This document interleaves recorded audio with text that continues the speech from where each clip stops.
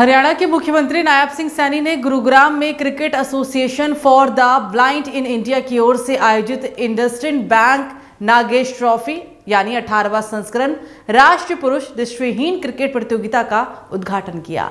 इस मौके पर भारतीय महिला ब्लाइंड क्रिकेट टीम भी विशेष रूप से मौजूद रही, जिसने हाल ही में महिला ब्लाइंड क्रिकेट विश्व कप का पहला संस्करण जीतकर देश का नाम रोशन किया है।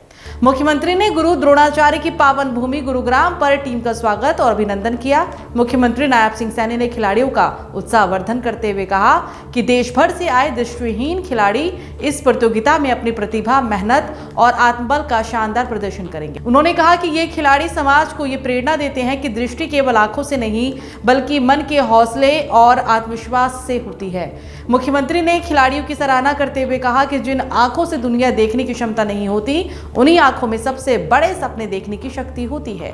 सीएम सैनी ने कहा कि गुरुग्राम की धरती पर आयोजित ये प्रतियोगिता न केवल खेल प्रतिभाओं को मंच देगी बल्कि समाज में सकारात्मक सोच और समानता का संदेश भी फैलाएगी। उन्होंने कहा कि इस तरह के आयोजन खिलाड़ियों को अपनी क्षमताओं को निखारने का अवसर देते हैं और युवाओं को भी प्रेरित करते हैं।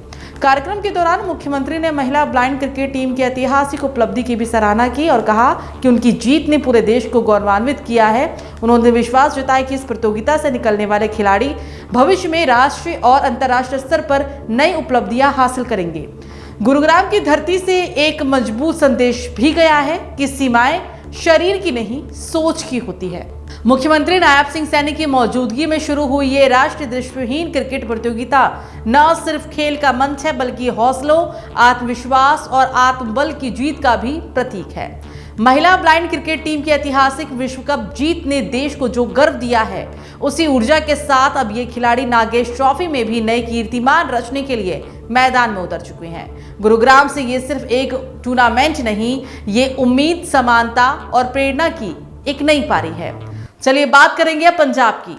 पंजाब में कानून व्यवस्था को लेकर आम आदमी पार्टी की सरकार ने एक बार फिर साफ कर दिया है कि अपराध, गैंगस्टरवाद और नशे के लिए अब इस राज्य में कोई जगह नहीं है।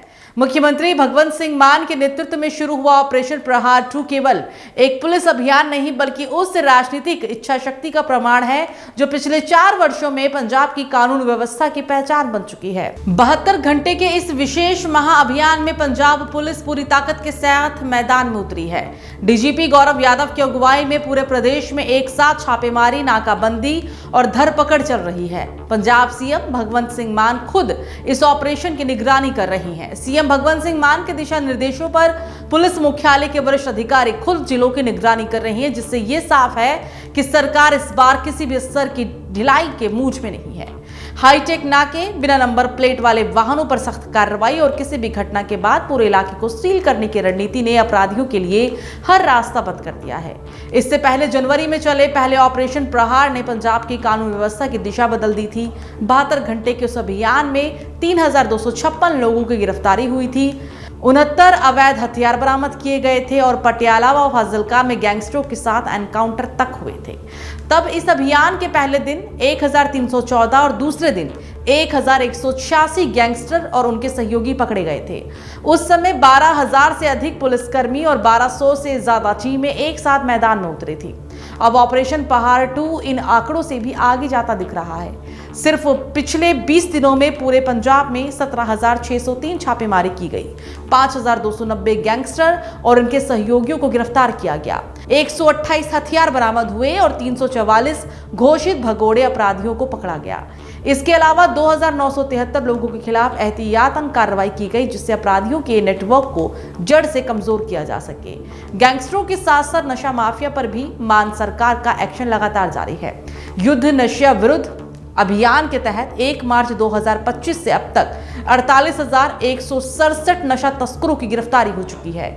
इस दौरान 2,149 किलो हेरोइन भी बरामद की गई है और 15.91 करोड़ रुपए की ड्रग मनी जब्त की गई है। 33,789 एफआईआर दर्ज होना ये दिखाता है कि सरकार आंकड़ों की बाजीगरी नहीं बल्कि जमीनी कार्रवाई पर भरोसा कर रही है। मार्च 2025 से अब तक नशा तस्करों की गिरफ्तारी, टन के हिसाब से हेरोइन बरामदगी और करोड़ों की ड्रग मनी जब्ती ने उस तंत्र को तोड़ा है जो दशकों तक पंजाब के युवाओं की पीढ़ियों को बर्बाद करता रहा है।